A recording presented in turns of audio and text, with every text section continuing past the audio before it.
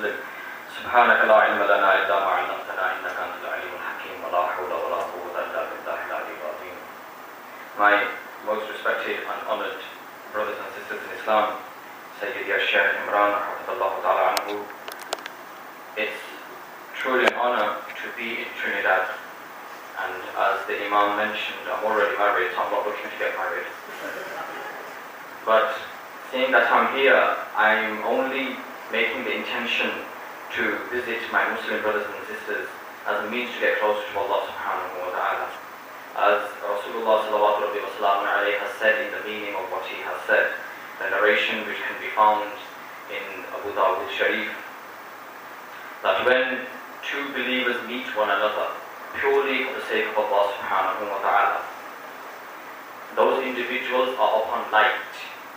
They may not be tied by bonds of blood or wealth, meaning they may have no physical relation between themselves. They're not tied together by the bonds of wealth either, meaning they have no business transactions, but they just want to meet one another purely for the sake of Allah subhanahu wa ta'ala. Then those Muslims, those individuals are upon light.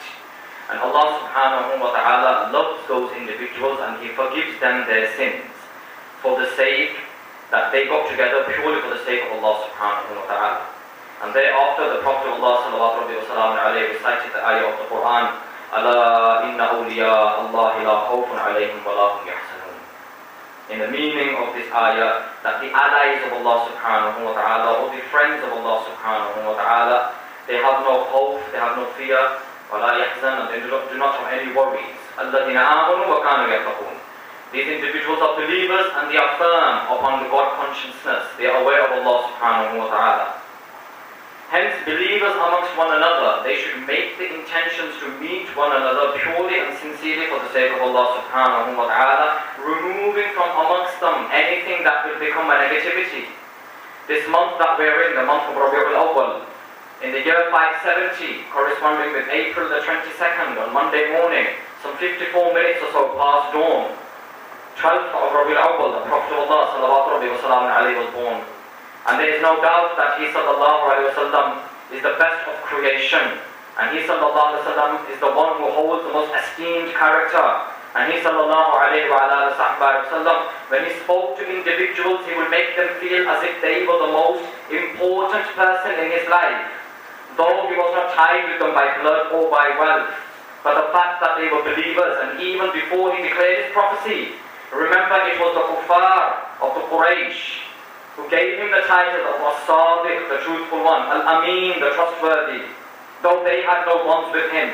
At that time when he had not declared his prophecy before the age of 40, it was the non-believers who gave him the title of being the trustworthy and the truthful one. Why was this? Because of his character, salawatu rabbi wa salamu alayhi. Because of the individual that he was. A true Muslim, a true believer in Allah subhanahu wa ta'ala does not look upon another believer with the eye of doubt. Rather, they look at another believer with the eye of love, the eye of muhabbah. And they try to find a relation between themselves. And the thing that makes us the best of relations is that we're all Muslims, alhamdulillah. Hence in the Quran, when Allah subhanahu wa ta'ala says about us, كُنْتُمْ خَيْرَ أُمَّةٍ أُخْرِجَتْ لِلنَّاسِ, that you as a community are supposed to be from the best of mankind. But do we find these traits between ourselves today, ayyuhakullah, my brethren? Do we see this amongst ourselves today? No need to answer, but sincerely question yourself as an individual. That when you meet other Muslims, do you meet them with sincerity? Are you sincere to yourself? Are you a sincere follower of the Prophet of Allah sallallahu alayhi wa sallam? The fact that he was born in this month, the most relevant thing about his birth is that you, being part of this community, do you adopt his character? Do you adopt his virtues? Do you strive to be like him sallallahu alayhi wa sallam? Where there was even a time when we know after the declaration of prophecy, and the narrations can be found in many of the hadith books, that when he sallallahu alayhi wa sallam would go for Salatul Fajr, and on the return from Salatul Fajr, there would be a woman who from the top of her house, in the window, she would be throwing a bucket full of waste upon him sallallahu alayhi wa sallam. She would throw dirt upon him. The waste that was collected from her house in the bucket, her dustbin, she would empty it out upon him sallallahu alayhi wa sallam. But he sallallahu alayhi wa sallam would mind his business and carry on walking. He sallallahu alaihi wasallam would instead smile and make dua for guidance for her. Now this within itself, before we move on with this narration, stop here and think for a moment. If someone was just merely walking past you, we've got this phenomenon in England amongst the youth especially. If someone walks past you and they might look at you a bit funny, they give you a cut-up look. And we've got this thing within us that we would stop and we'd say to him, what are you giving me to look for? Do you know who I am? What are you looking at me for? Give me a cut-up look like that. But then we claim to be followers of Rasulullah sallallahu alaihi wasallam. No, that man did not throw any dirt on me. He did not swear at me, did not fling anything at me, did not cuss me up or nothing. All he did was give me a look. But that look offends me and not me, rather my ego, my pride and arrogance within me. The Prophet of Allah sallallahu alaihi wasallam, the best of characters, he sallallahu alaihi wasallam was as such that when this dust was thrown upon him, he sallallahu alaihi wasallam carried on walking and made a supplication for the guidance of that woman. Then there came a day when he sallallahu alaihi wasallam was walking past and there was no one throwing dirt upon him. So he sallallahu alaihi wasallam, he stops outside the house.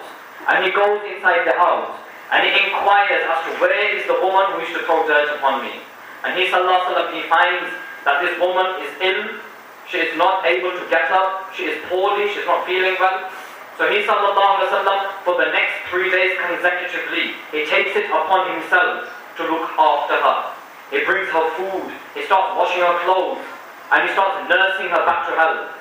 When this elderly lady, she recovers and she realizes that this is the same man, sallallahu alaihi wasallam, who I would throw dirt upon, but today he is looking after me.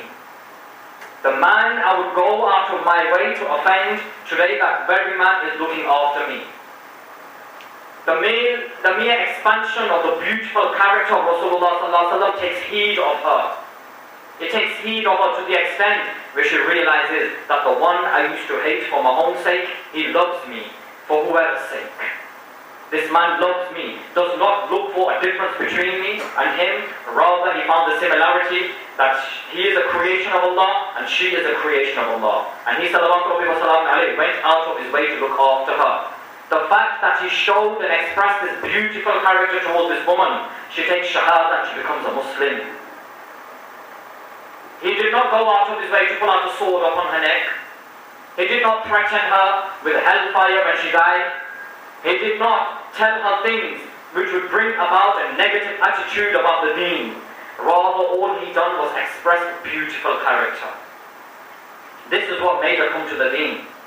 You will find another narration in the Sahih of Imam al-Bukhari that there was another elderly woman. This is in the early years of prophecy now. After the Prophet of Allah declared his prophecy in the Meccan period of his life. There was an elderly woman who was seen to be leaving Makkah al-Mukarramah on the outskirts of the city. She was walking away from the city and she was carrying a bag in her hand and she was carrying a cloth with her materials in it upon her head and she was walking away from the city. As she was walking away, a young man approaches her and this young man says to her, "Let me help you." So she says, "Yes, I'm an old woman here, give me a hand, help me." So he starts helping this old woman. And then he asks her, he inquires, with all due respect, why is it that you seem to be leaving the city of Makkah al-Mukarramah? She says to him in the meaning of what she says, "Have you heard about the son of Abdullah, the grandson of Abdul Muttalib? He says there is no God but Allah. And he says that a person who has a slave in the house, they need to feed that slave the same food as they eat. And he says that there is no difference between man and woman and rich and poor apart from the one who is close to God through their own actions. And he says that there is no difference between al-Arabi wal-Ajam, the one who is an Arab and one who is a non-Arab. It says all of the creation of God are equal before him apart from the ones who are high in worship and firm in their faith. They are close to God, regardless of what background they come from. He says that we must treat animals with respect. Even a dog which is walking around on the street, see it as a creation of God, and go out of your way to feed it if you have to. He's saying that God, Allah subhanahu wa ta'ala azza wa jal, is even more merciful than our own parents, though we do not realize it. And He subhanahu wa ta'ala knows us better than we know ourselves. And this man, and she kept complaining about the Prophet of Allah sallallahu alaihi wasallam. She goes to the extent of saying, do you know, this man, he does black magic. And this man is a sorcerer. And whoever listens to his words is captivated by him. And as she was relieving herself from the worries that she had about the declaration of prophecy, she then turns and says to this young man, okay, thank you for your help. I am on my way now.